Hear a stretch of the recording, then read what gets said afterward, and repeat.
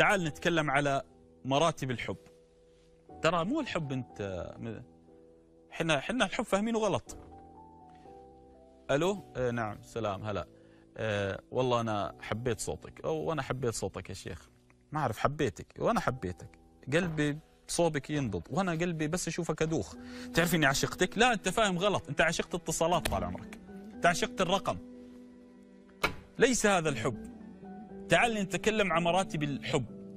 الحب كيان، شعور، يبدأ بالعين للأذن ثم ينزل لصميم القلب، إن وصل للقلب لا يخرجه إلا الموت، لا يخرجه إلا الموت.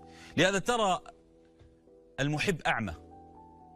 يعني أنت اسأل النساء، اذهب اجعل امرأة تذهب للعرس، أي حفل الزفاف، تقول كيف العريس؟ والله ما أعرف، هو أحلى عنها، والله ما أعرف ليه أتزوجها، ليه أخذها، يلا أعمل قلب ولا ما أعرف إيه، وهات الأمثال.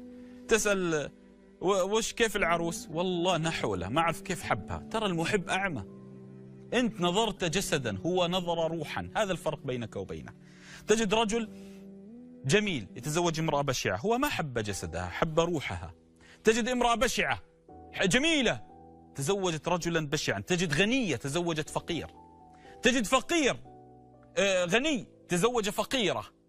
هو ما أحب جسد وما أحب شعر ولا عين، هو أحب الروح، هو أحب الروح. لهذا أحد الشعراء لما حب قال أعد الليالي ليلة بعد ليلة، وقد عشت دهرا لا أعد الليالي، أراني إذا صليت يممت نحوها بوجهي، وإن كان المصلى ورائيا، وما بي إشراك غير أن حبها كعود الشجا أعيا الطبيب المداوية، أحب من الأسماء ما وافق اسمها أو شابهه أو كان منه مدانية. خلاص أراها هي كأنها قبلة.